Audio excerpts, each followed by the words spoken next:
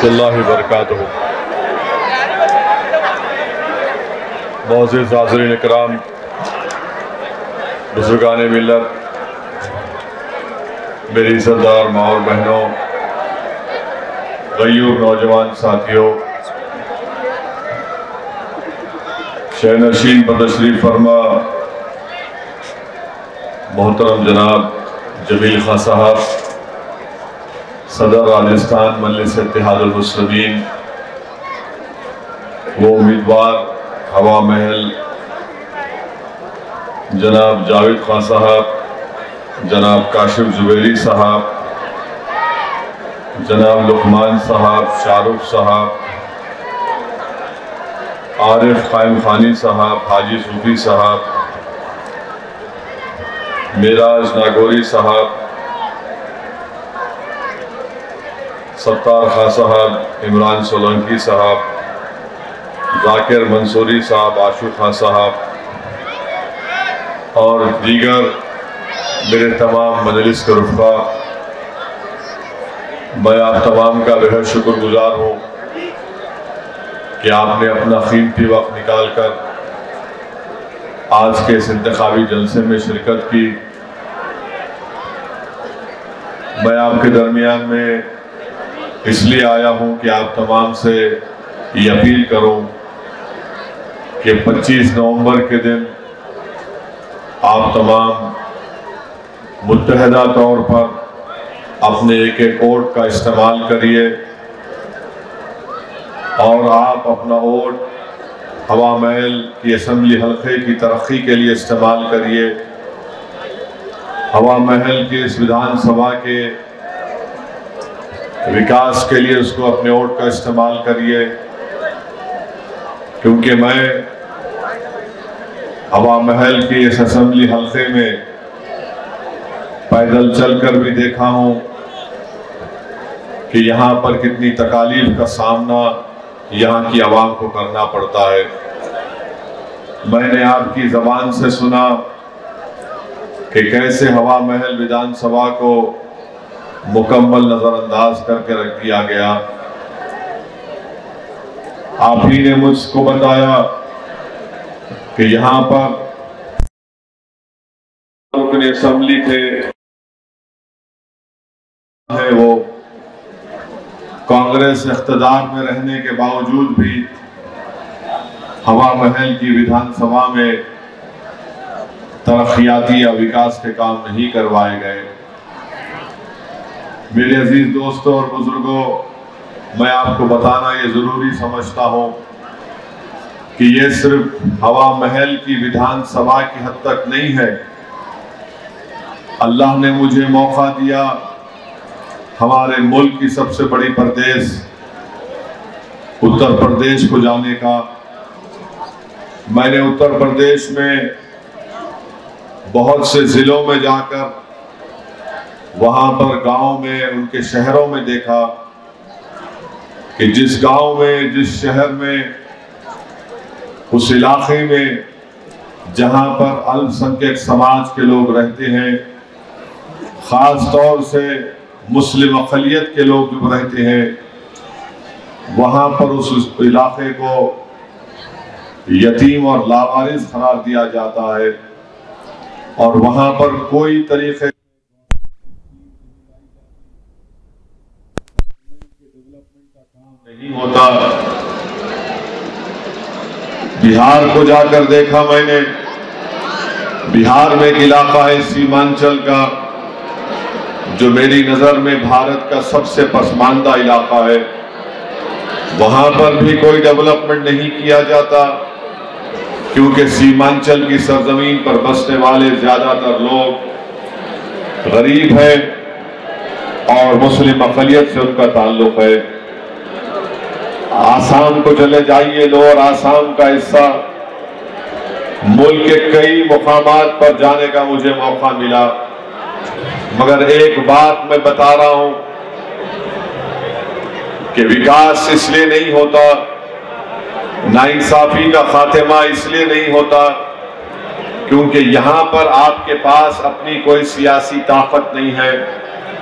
यहां पर आपके पास अपने वोटों से मुंतखब शुदा आपका कोई एमएलए एमपी नहीं है जो आपके लिए लड़े, आपके इलाके की तरक्की के लिए लड़े, आपके महल्ले और बस्ती में यहां पर वो तमाम सहूलतें आपको मैसर हों जो इंसान को जरूरत है, या फिर वो तमाम चीजें आपको मैसर हो जो दूसरे शहर के इलाके में वहां पर बसने वालों को मिलती है। तो मेरी इज्जतदार माँ और बहनों और बुजुर्गों, मुझे आपसे सिर्फ यही कहना है कि अगर आप हवा महल विधानसभा का विकास चाहते हैं तो अब की बार आपको मजलिस इत्तेहादुल मुस्लिमीन के उम्मीदवार जनाब जमील खान साहब को कामयाब करना पड़ेगा। मैं ये इसलिए कह रहा हूं कि कांग्रेस को आपने सत्ता दी, कांग्रेस को आपने झोली भर भर कर वोट दी, कांग्रेस को आपने इख्तिदार दिया, आपने अशोक गहलोत को मुख्यमंत्री बनाया, महेश जोशी को मंत्री बनाया, मगर बताइए सत्ता में रहने के बावजूद भी हवा महल की विधानसभा में अगर आपके पास रोड नहीं बनती, अगर आपके पास गंदी ड्रेन्स का काम नहीं होता, रोड पर गंदा पानी बहता है, यहां पर नाले का काम नहीं होता है, अस्पताल और स्कूल नहीं खोले जाते, तो आप कैसे आप कांग्रेस पार्टी को वोट दे सकते हैं? और कैसे कांग्रेस पार्टी आपके पास आकर ये कह सकती है कि हमको वोट दो? वही हाल बीजेपी का रहा। बीजेपी को भी 5 साल सत्ता में रहने का मौका मिला। ये जयपुर शहर में एक विधानसभा है, राजस्थान का कैपिटल है। अगर यहां पर हवा महल में काम ना बीजेपी ने करवाया ना कांग्रेस ने करवाया, तो अब ये आपकी जिम्मेदारी है कि आप दोबारा गलती मत करिए, बल्कि अपना एक एक वोट का सही इस्तेमाल करते हुए मजलिस इत्तेहादुल मुस्लिमीन के नुमाइंदे को कामयाब करिए। मैं आज दिन में हवा महल की विधानसभा में पैदल चलकर देखा, मुझे बड़ी तकलीफ हुई जब हम शाम में कौन सा इलाका था,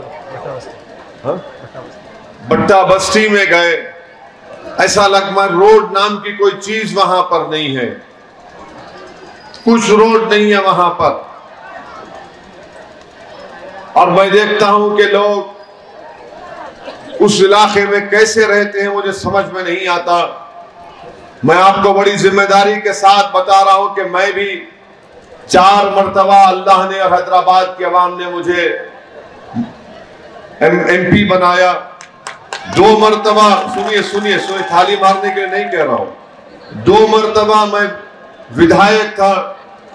अगर हवा महल विधानसभा में जितनी तकालीफ यहां पर आपको है, अगर उसका 20% अगर हैदराबाद में होगा तो लोग मुझे वोट ना डालें, मुझे लोग कभी वोट ना डालें।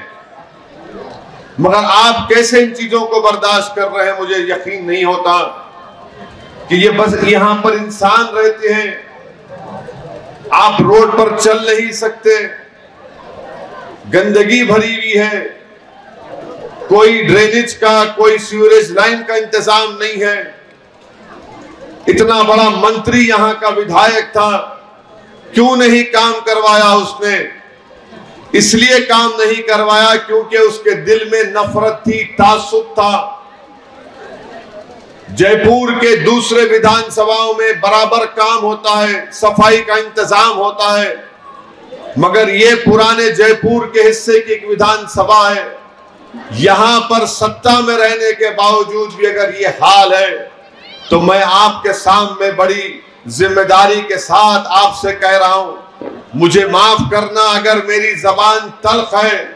आपको ये कोई हक नहीं पहुंचता कि आप दोबारा कांग्रेस पार्टी को वोट दें। यहां पर ये आपकी अब जिम्मेदारी है कि आप अगर इस विधानसभा में विकास चाहते हैं, आप यहां पर सफाई चाहते हैं, यहां पर रोड चाहते हैं, स्कूल चाहते हैं, ड्रेनेज का इंतजाम चाहते हैं, तो एक मर्तबा आप जमील खान साहब को वोट देकर कामयाब करिए। आप देखिए कि कैसे यहाँ पर विकास का काम होगा, कैसे यहाँ पर नाइंसाफियों का खात्मा होगा। कब तक आप कांग्रेस को वोट डालकर ठगे जाएंगे? कब तक आप बीजेपी का साथ देकर अपनी आने वाली नस्लों को बर्बाद करेंगे? तो मैं आपको बताने आया हूं कि आप 25 नवंबर के दिन एक अच्छा फैसला लीजिए।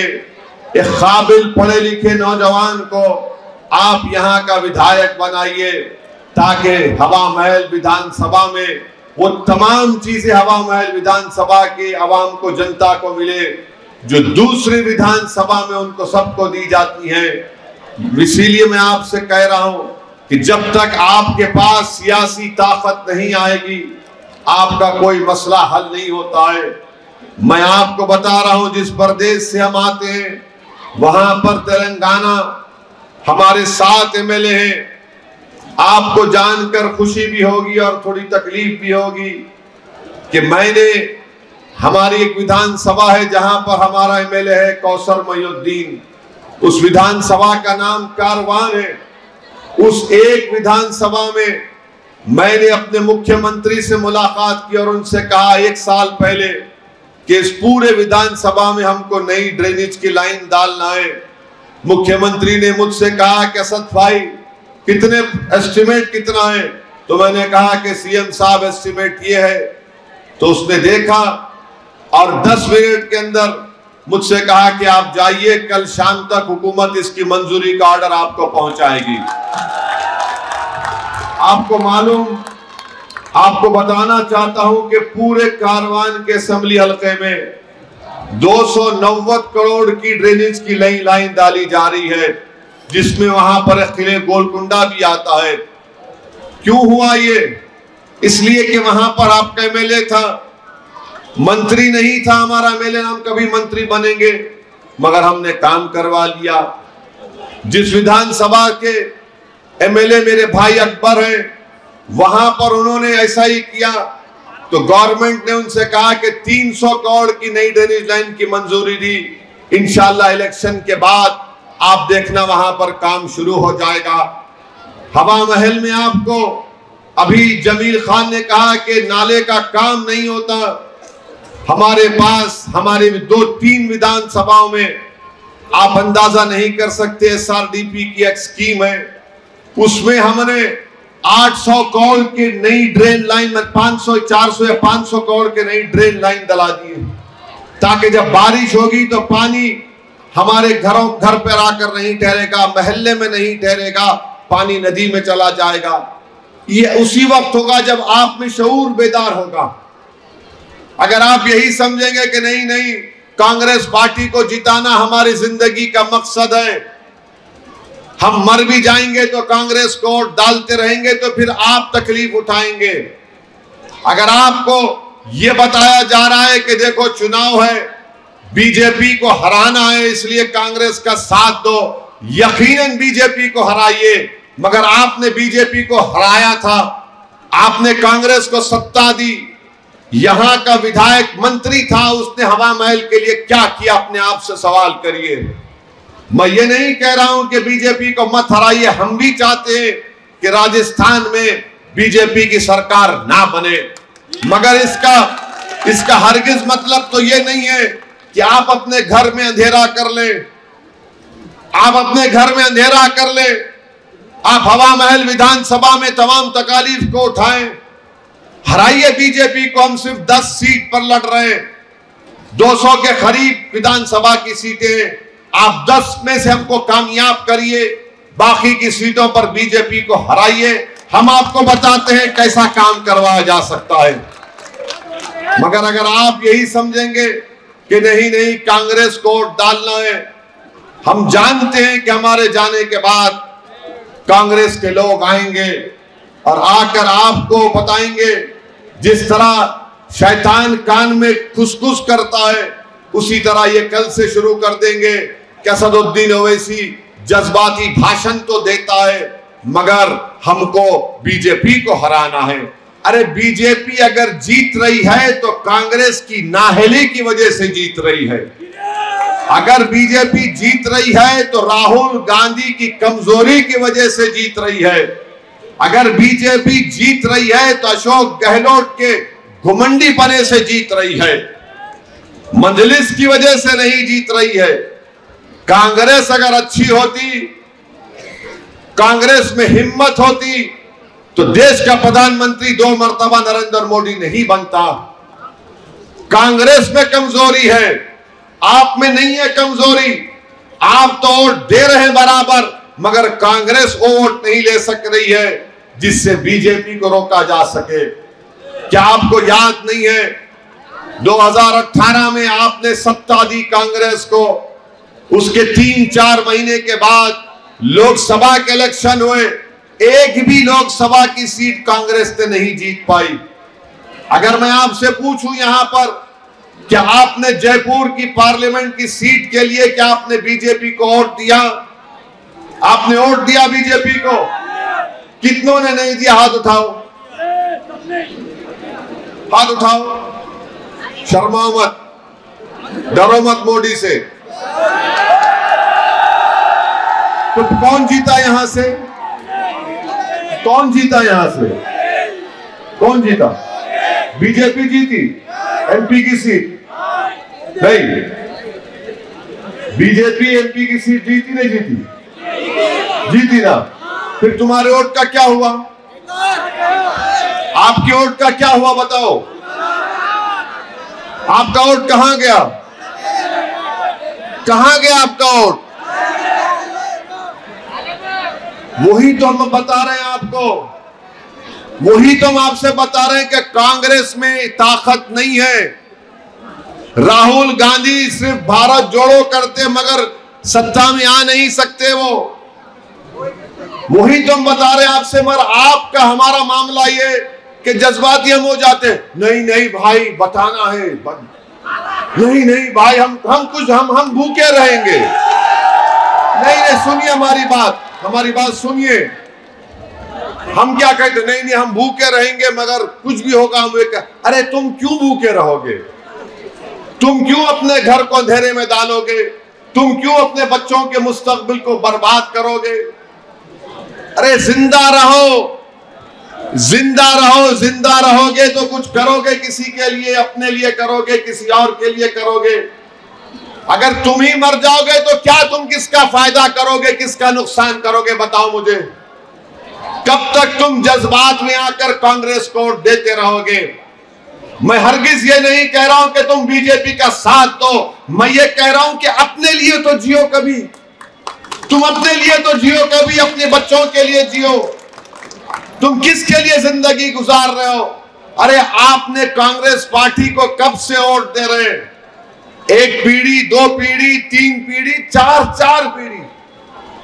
इंदिरा गांधी से लेकर राजीव गांधी अब तक आखिर क्या मिला आपको? बताओ मेरे को, सिवाय गुर्बत, इफलास और बर्बादी के क्या मिला आपको? फसादात मिले आपको, आपके इलाके में तरक्की नहीं हुई। मगर नहीं, कांग्रेस पार्टी क्या करेगी? कांग्रेस पार्टी के पास अगर कोई अलाउद्दीन का चिराग होता तो मैं भी बोलता उसको भी घस लो। इनके पास कुछ नहीं है। कांग्रेस पार्टी अगर आज भारत में, राजस्थान में मुस्लिम अल्पसंख्यक समाज अगर कमजोर है तो उसकी जिम्मेदारी पूरी कांग्रेस पार्टी पर आती है। मुझे यकीन है कि मेरे आज के इस बयान के बाद बहुत से कांग्रेस पार्टी के लोग नाराज होंगे, उनके पेट में दर्द शुरू होगा। मगर मैं जिम्मेदारी के साथ कह रहा हूं, अगर कोई कांग्रेस का नेता कहता है कि ओवैसी गलत कह रहा है तो बताओ जयपुर में कौन से चौराहे पर तुम मुझसे बहस करना चाह रहे, मैं आने को तैयार हूं। तुमको दलील देकर बताऊंगा। बल्कि हमने राजस्थान के अल्पसंख्यक समाज मुसलमानों की बर्बादी की दास्तान की किताब हमने छापी है। उस किताब को मैंने नहीं लिखा, उस किताब को माहिरीन ने लिखा है। जमील खान के पास वो किताब होगी, कोई पढ़ना चाह रहा है तो पढ़ लो। उस किताब में लिखा गया कि राजस्थान में 60% मुस्लिम बच्चे, उनके जिस्मों में खून की कमी होती है। जब बच्चे पैदा होते हैं मां के पेट से, 20-25% बच्चे में वजन नहीं होता जो उस उम्र में वजन रहना चाहिए। इसका जिम्मेदार कौन है बताओ? हमारे बच्चे स्कूल से बाहर हैं, इसका जिम्मेदार कौन है बताओ? हमारे बच्चे हायर एजुकेशन में खाली 2% है, आबादी में आप 11% है, इसका जिम्मेदार ओवैसी है। बताओ फिर क्या करोगे आप? मेरे भाई, अगर आज आप बेदार नहीं होंगे, फिर 5 साल के बाद चुनाव आएंगे। अगर आज आप बेदार होकर एक मर्तबा जमील खान के हक में अपने वोट का इस्तेमाल करेंगे, तो जालिम को मालूम होगा कि वो जुल्म नहीं कर सकेगा। हमारे हक छीनने वालों को मालूम हो जाएगा कि अब हमारा हक नहीं छीना जा सकता। हमारे नस्लों को बर्बाद करके रख दिए और आकर कहते हैं कि सेकुलरिज्म को जिंदा रखो। अरे कौन सा सेकुलरिज्म की तुम बात कर रहे हो? कौन सा सेकुलरिज्म? वो नसीर जुनैद को घाटमीका से किडनैप करके बीजेपी से ताल्लुक रखने वाले लोग हरियाणा ले जाकर उनको जिंदा जला देते हैं। जुनैद और नसीर की जली हुई लाशें उनके घर को जाती हैं। तो ये आपका मुख्यमंत्री अशोक गहलोत 15-20 दिन के बाद उस पीड़ित परिवार के घर को जाकर मिलता है। ये सेकुलरिज्म है, ये सेकुलरिज्म है कि मरने वालों को अब तक सिर्फ 5 लाख दिए गए। कोई कहेगा कि कांग्रेस की मंत्री है मोहतरमा जाहिदा। अरे मोहतरमा जाहिदा इतनी कमजोर है कि तुम उनको पैसे भी नहीं दिला सके जो सरकार ने कहा था 15 लाख दिए जाएंगे। इतनी हिम्मत नहीं है कि अशोक गहलोत के सामने जाकर कह सके कि कम से कम जो ऐलान किया गया था वो तो दे दो। मैं गया था नसीर के घर को, और जब घर को हम गए नसीर के, तो मुझे जानकर ये तकलीफ हुई कि मरने वाले की 5 औलाद हैं। उसका एक बड़ा भाई है जो नीम पागल है, उसकी 6 औलाद की जिम्मेदारी भी नसीर पर थी। एक परिवार का एक आदमी मर गया तो 11 बच्चे यतीम हो गए। मेरे अजीज दोस्तों और बुजुर्गों, मेरी आपसे गुजारिश है कि 25 तारीख को आप अपना एक वोट का सही इस्तेमाल करिए। आराम से आराम से आराम से आराम से। ठीक है ठीक है ठीक है, इधर इधर इधर। हाँ, अपना इधर देखिए भाई साहब, ओ भाई साहब आराम से। आपको देखिए, आराम से बिठाइए। 25 तारीख को वोट डालना है। हाँ, पानी पिलाओ उनको, जरा ज्यादा गुस्सा आ रहा उनको। पानी पिलो, पानी पिलाओ उनको। आराम से बैठो बेटा, सुकून से पानी पियो। तो मैं आपसे यही बता रहा था कि आप इन चीजों पर गौर करिए, अपना एक वोट का सही इस्तेमाल करिए। मजलिस इत्तेहादुल मुस्लिमीन को आप अपना खिदमत करने का मौका अता फरमाइए। मजलिस राजस्थान में आई है तो इंशाअल्लाह ताला हमेशा यहाँ पर रहेगी। हम राजस्थान को छोड़कर जाने वाले नहीं हैं। और हम आपको बता रहे हैं कि जब पार्लियामेंट में हमारे 2 MP हैं। नरेंद्र मोदी की सरकार जो कोई भी कानून लेकर आती है पार्लियामेंट में, आप पार्लियामेंट का रिकॉर्ड उठाकर देख लीजिए कि मजलिस मोदी के खिलाफ, उस कानून के खिलाफ सबसे ज्यादा बोलने वाली है। आप जानते हैं कि CAA का, NRC का कानून नरेंद्र मोदी ने पार्लियामेंट में लाया। कांग्रेस के भी MP थे, दूसरी पार्टीज के भी MP थे, मगर सबसे पहले उस कानून के खिलाफ अगर किसी ने अपनी तकरीर में कहा मोदी के 300 MPs के सामने, तो मैंने उठकर कहा कि मोदी सरकार इसको ये काला कानून ला रही है। ये काला कानून भारत के संविधान के खिलाफ है। और मैंने मोदी की आंखों में आंखें डालकर अमित शाह के सामने कहा, मैं इस कानून को फाड़ता हूं, मैं इसको नहीं मानता हूं। ट्रिपल तलाक का कानून लाया गया। बताओ किसने ट्रिपल तलाक कानून की दलाइल के साथ उसकी मुखालिफत की? 3 मर्तबा ट्रिपल तलाक का कानून लाया गया। मजलिस इत्तेहादुल मुस्लिमीन ने उसकी मुखालिफत की। हर कानून जो पार्लियामेंट में आता है हम उसका दलीलों के साथ बीजेपी के गलतियों को दिखाते हैं। ये कांग्रेस वो पार्टी है, जब नरेंद्र मोदी की सरकार ने एक कानून को लाया, यूएपीए का कानून, उस कानून में कांग्रेस ने बीजेपी का साथ दिया। आज वो कानून की बिना पर भारत की जेलों में हमारे नौजवान सड़ रहे हैं। 4-4, 3-3 साल से जेल में सड़ रहे हैं। पूछो इन कांग्रेस पार्टी के लोगों से कि तुमने अमित शाह के लाए हुए कानून का साथ क्यों दिया? अरे तुम असदुद्दीन ओवैसी को गाली देते हो, मगर तुमने यह कानून लाया। बीजेपी तो भारत की राजनीति से मुस्लिम समाज को बिल्कुल गायब कर चुकी है, मगर कांग्रेस पार्टी भी खामोश बैठकर देखती है। आपके राजस्थान में तिजारा एक विधानसभा है, वहां का बीजेपी का एक उम्मीदवार कहता है कि क्रिकेट मैच है इंडिया पाकिस्तान का, जो मुझे वोट देगा अगर तो वो इंडिया का है, जो नहीं देगा वो पाकिस्तान का है। मोदी जी अपने इस नमूने को समझाओ। आप कांग्रेस नहीं बोलेगी। कांग्रेस कब बोलेगी? आप राहुल गांधी के खिलाफ कोई बात बोल दो, कांग्रेस पार्टी को ऐसा लगता है कि उनके मुंह पर कोई पत्थर फेंक कर मारा है अगर राहुल के खिलाफ कोई बोल दिए। मगर वो बीजेपी का शख्स कह रहा है इंडिया पाकिस्तान का क्रिकेट मैच। अरे ये लोकतंत्र है और भारत के संविधान के तहत चुनाव होना है। अगर चुनाव को कोई क्रिकेट मैच कहेगा तो बताओ किससे नफरत की जा रही है? किस समाज को निशाना बनाया जा रहा है?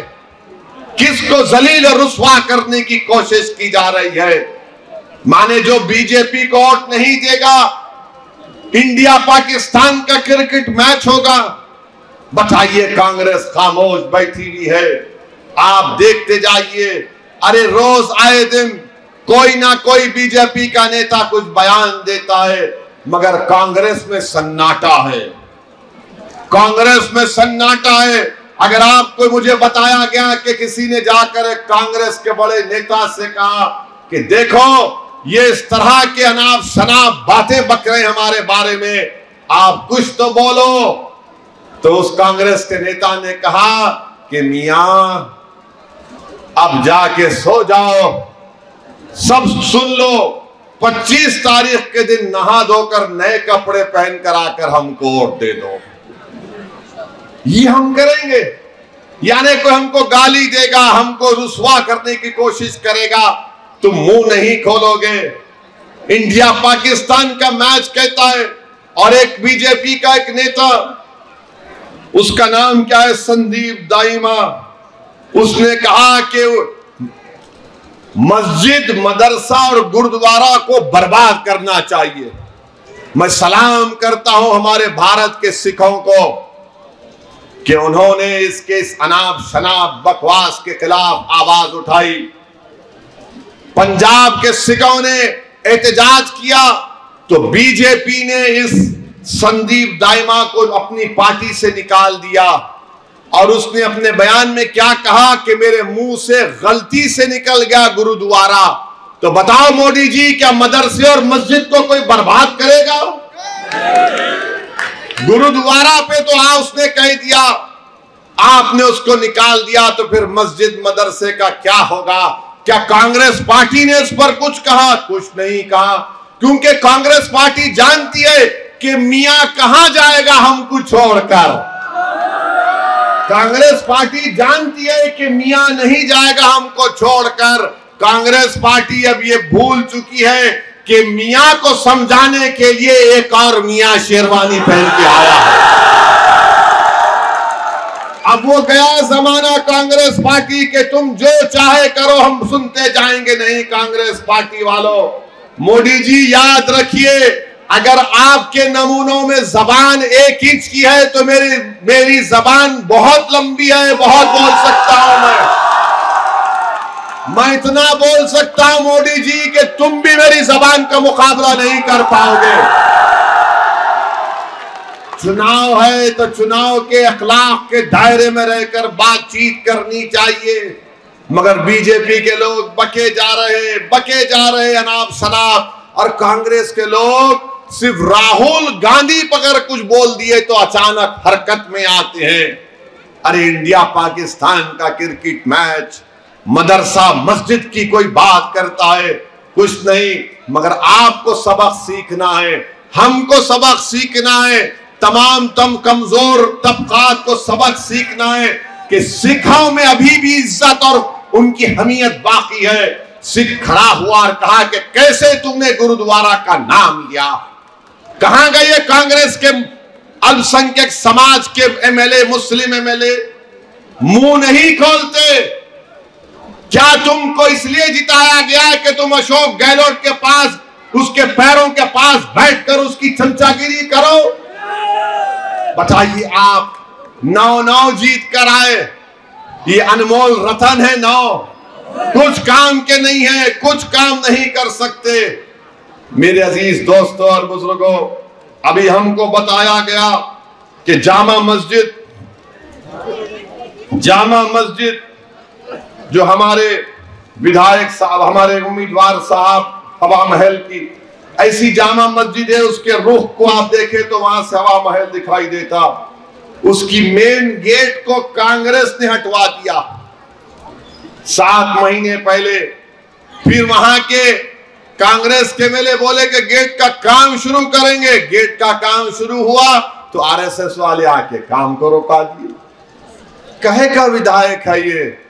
तुम्हारी पार्टी सत्ता में है, तुम सत्ता में हो, और आरएसएस के संगी लोग आ गए तो तुम डर के खामोश बैठ गए। आपको बता रहे हैं कि जब तक आप लोग अपने वोट का सही इस्तेमाल करना नहीं सीखेंगे, इसी तरह इस्तेसाल आपसे किया जाएगा। अभी आपके सामने हमारे अध्यक्ष राजस्थान के जमील ने कहा कि डिस्पेंसरी बंद पड़ी हुई है। अरे आपका मंत्री था, यहां का विधायक, डिस्पेंसरी कैसे बंद हो सकती है? डिस्पेंसरी कैसे बंद हो सकती है? मगर वो मालूम उनको कि आप लोग आपसे कुछ भी कर सकते, मगर आप कांग्रेस को ही वोट देंगे। आप जानते हैं कि इकबाल की मॉब लिंचिंग भी हुई। बताइए आप, ये इतने बड़े बड़े मसाइल आपके हैं, कैसे आप लोग खामोश बैठेंगे? मेरे अजीज दोस्तों, मेरे बुजुर्गों, यकीनन बीजेपी नफरत का पैगाम फैला रही है। बीजेपी इस मुल्क को हिंदू राष्ट्र बनाना चाहती है। बीजेपी संविधान में जो अल्पसंख्यक समाज अकलियतों को जो सहूलतें दी गई हैं, बीजेपी उस पर ललचाई नजरों से देखती है। मगर बताओ किसका नुकसान हो रहा है? बीजेपी जब से सत्ता में आई, क्या अशोक गहलोत और राहुल गांधी के घर को बुलडोजरों से तोड़ा गया? नहीं तोड़ा गया। क्या अशोक गहलोत के रिश्तेदारों को जिंदा जला दिया गया? नहीं जलाया गया। क्या कांग्रेस के किसी नेता की बेटी के सर पे से निकाब खींचा गया? नहीं खींचा गया। क्या इनके नेताओं के बच्चे यतीम हुए? नहीं हुए। बताओ फिर आप कब उठोगे? तुम कब तक ख्वाबे गफलत में रहोगे? क्या तुम कयामत जब आएगी जब उठोगे? जब सूर फूका जाएगा तुम जब उठोगे? अरे जिंदगी का सबूत देना है, जिंदा रहने का सबूत अगर देना है तो ये वक्त है उठने का, हवा महल की आवाम। अगर तुम आज नहीं उठोगे तो फिर कब उठोगे? जब तुम्हारे सामने तुम्हारी औलाद बर्बाद हो जाएगी। बताओ, आपको आज सबूत देना पड़ेगा। यकीनन संघ परिवार को, बीजेपी को हराइए, मगर अपने लिए भी तो जियो कभी। तुम 40 साल से कांग्रेस को वोट डाल रहे हो, क्या मिला आपको? बताओ। अफरोजुल की लाश हमने नहीं देखी कि उसका वीडियो निकाल कर उसको कुल्हाड़ी से मारकर जिंदा जला दिया गया। क्या जुनैद नसीर की मौत हमारे दिलों को तड़पाने के लिए काफी नहीं है? अरे अरे अल्लाह अगर जुनैद और नसीर की रूहों को जबान देगा तो जुनैद और नसीर की रूहें तुमको पुकार पुकार कर कह रही हैं, अरे हम तो मर गए, तुम जिंदा हो और जुनैद नसीर को मरने से बचा लो। मेरे अजीज दोस्तों, नहीं तुम्हारे थाली के लिए नहीं कह रहा हूं, मेरी बात तुम्हारे दिल में जाना चाहिए, मेरी बात तुम्हारे दिमाग में उतरनी चाहिए।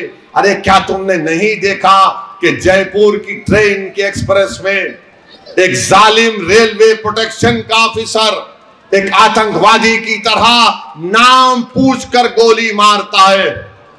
मरने वाले 3, एक का ताल्लुक हैदराबाद से था। हमने हमारी मुख्यमंत्री के पास जाकर असेंबली में हमारे एमएलए अकबरुद्दीन ओवैसी ने मुतालबा किया कि मरने वाली बेवा उसके बच्चों को सरकार पैसे दे। सरकार ने पैसे दिए, उसके 3 बच्चे थे, एक 6 महीने का मासूम बच्चा भी था, उनके अकाउंट में पैसे जमा करवाए। सरकार से कहा कि बेवा को नौकरी मिलनी चाहिए, नौकरी का कागज उसको दिया गया। हमने सरकार से कहा बेवा है उसको गवर्नमेंट घर दे, उसको घर मिला, घर के कागज मिले बेवा के नाम पर। बताओ, एक मरने वाले का ताल्लुक राजस्थान से था, क्या मिला उसको? उसका गुनाह क्या था कि उसको गोली मार दी गई? उसका गुनाह यही था कि उसके चेहरे पर दाढ़ी थी। बताओ, ये जो सेकुलरिज्म के नाटक करते हैं कि ओवैसी को गाली देते हैं, बताओ तुम्हारी सरकार ने क्या किया उन गरीब परिवार के लिए?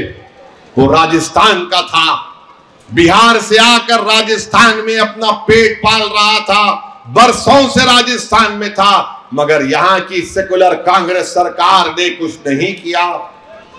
मेरे अजीज दोस्तों और बुजुर्गों, हम आपको बता रहे हैं, याद रखिए, अगर आप नहीं उठेंगे, मुझे छोड़ दीजिए, मैं अपनी जिंदगी गुजार लूंगा। मैं पहले भी कहा, आज भी कह रहा हूं, मैं आपका था और आपका रहूंगा। मैं आपका दीवाना था, जिंदगी जब तक अल्लाह बाकी रहेगा मैं आपके लिए लड़ता रहूंगा। मगर एक बात याद रखो, नहीं एक बात सुनो, मेरी बात एक बात याद रखो, आपका क्या होगा फिर? आपका क्या होगा? कभी आपने सोचा कि कौन तुम्हारी लड़ाई लड़ेगा? आप देखो, राजस्थान में हमारे राजपूत भाइयों का नेता है, गुज्जर समाज का नेता है, जाट समाज का नेता है, दलितों का नेता है। बताओ तुम्हारा नेता कौन है? कहां से आएगा?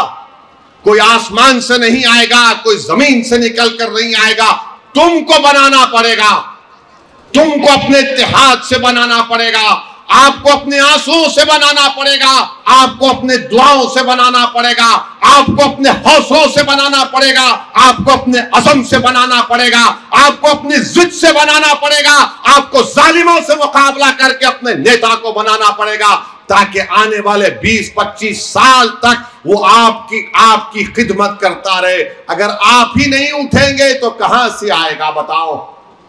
मेरे अजीज दोस्तों, मेरी इज्जतदार माँ और बहनों, मेरी आपसे एक ही अपील है कि आप इंशाअल्लाह ताला, मुझे यकीन है कि आप अपने इस बार अपने वोट का सही इस्तेमाल करिए।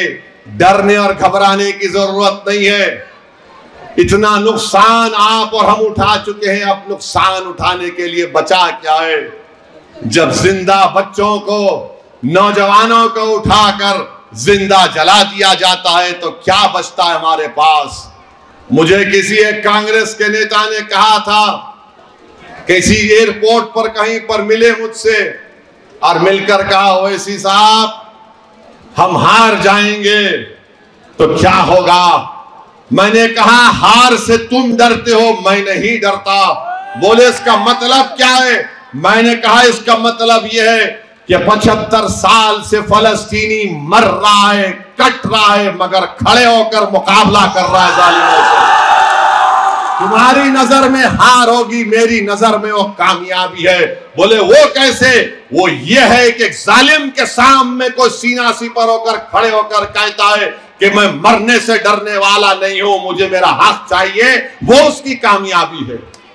तो मेरी आपसे अपील है कि आप, जमहूरियत है, मैं आपको लड़ने के लिए जब कह रहा हूं तो किसी को मारने के लिए नहीं कह रहा हूं, किसी को हिंसा की बात नहीं कह रहा हूं। मैं कह रहा हूं अपने वोट का सही इस्तेमाल करो, अपने नेता को बनाओ, पार्टी को मजबूत करो। 40 साल तुमने इन तमाम का साथ दिया, अरे 5-10 साल मेरा साथ देकर देखो, मेरा साथ दो, मेरी पार्टी का साथ दो। अगर उसके बाद तुमको कुछ तब्दीली नजर नहीं आई तो देख लो। आखिर आप ये क्यों नहीं समझते कि असदुद्दीन ओवैसी की मुखालिफत क्यों की जाती है?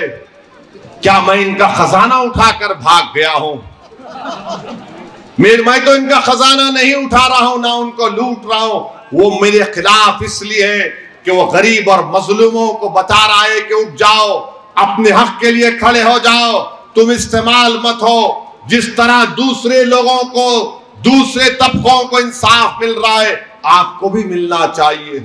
ये बात उनको पसंद नहीं आती, ये बात ना बीजेपी को पसंद आती, ना आरएसएस को पसंद आती, ना कांग्रेस को पसंद आती।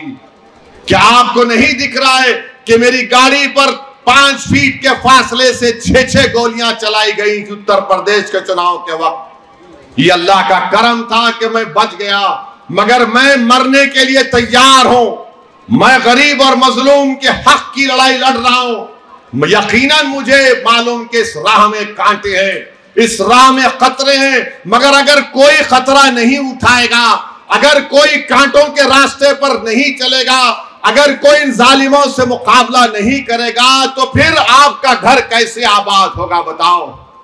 बताओ कैसे आबाद होगा? अगर हम मौत के डर से खामोश हो जाएंगे, गोलियों से डर जाएंगे, इख्तिदार की कुर्सियों पर बैठने वालों की ताकत से मरूब हो जाएंगे, तो मेरे भाई हम गुलाम कहलाएंगे। मुझे गुलामी कबूल नहीं है, मैं आजादी को पसंद करता हूं। मैं जिंदा रहूंगा तो पूरी इज्जत के साथ जिंदगी गुजारना चाहूंगा। मैं बेइज्जती को अपनाने वाला नहीं हूं, मैं किसी के सामने सर झुकाने वाला नहीं हूं। इसलिए कि भारत का संविधान सबके लिए बराबर है, चाहे मोदी हो, राहुल हो, गहलोत हो, ओवैसी हो, सबको मान सम्मान मिलना चाहिए। ये लड़ाई आपके मान सम्मान की लड़ाई भी, ये लड़ाई आपके मान सम्मान की लड़ाई है। आप बताइए, आप इख्तिदार छोड़िए, आप अपने एमएलए को कामयाब करिए और फिर देखिए कि इंशाअल्लाह ताला कैसे तब्दीली पैदा होगी। मुझे आखिर में कहना है कि कल हमारे भाई अकबरुद्दीन ओवैसी का एक जलसा है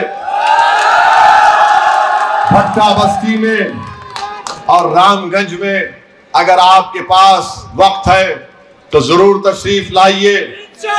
और वो मुझसे बेहतर इंसान है, मैं कह रहा हूं मुझसे बेहतर इंसान है, मुझसे काबिल है और मुझसे बेहतरीन तकरीर करने वाले हैं। तो आपके पास वक्त है तो जरूर आइए। मगर आप तमाम से एक दर्दमंदाना अपील कर रहा हूं कि अपने वोट का सही इस्तेमाल करो, अपने वोट का सही इस्तेमाल करो। देखो अपने आप पर, पूछो अपने आप से कि हमने क्या पाया, क्या खोया, और इसको देखकर जो बात आपका दिल कहेगा, दिल की मानो दिमाग से तुम सोच सोच कर 40 साल में बर्बाद हो चुके हो। जब दिल तुम्हारा कहेगा कि एक बार मौका मिलना चाहिए मजलिस को, तो आप दिल की बात सुनो और 25 तारीख के दिन आप पतंग के निशान पर बटन दबाकर अपने इत्तेहाद को मजबूत करिए, राजस्थान में इनकलाब को बर्पा करिए। यकीनन जहां हो सके बीजेपी को हराइए, यकीनन हराइए, मगर जहां पर मजलिस के उम्मीदवार हैं वहां पर आप अपना वोट ना कांग्रेस को दीजिए ना बीजेपी को दीजिए। और यहां पर एक आजाद उम्मीदवार है झाड़ू लेकर, ये दिल्ली की पार्टी का, वो उसका नाम नहीं लूंगा, उसको मैं कहता हूं छोटा रिचार्ज है। वो छोटा रिचार्ज है। वो झाड़ू उसके हाथ में है मगर वो मोदी का भाई है, तो उसको वोट मत दीजिए। जमील है आपके सामने, मंजलिस है आपके सामने, आप मंजलिस को अपनाइए, जमील को अपना भाई और बेटा समझकर, अपना हमदर्द समझकर एक मौका देकर जमील को कामयाब करिए। आपका बेहद शुक्रिया कि आप आज आए। अल्लाह आपको सलामत रखे, आप में हमारी मोहब्बत को अल्लाह और मजबूत करे। अस्सलाम वालेकुम।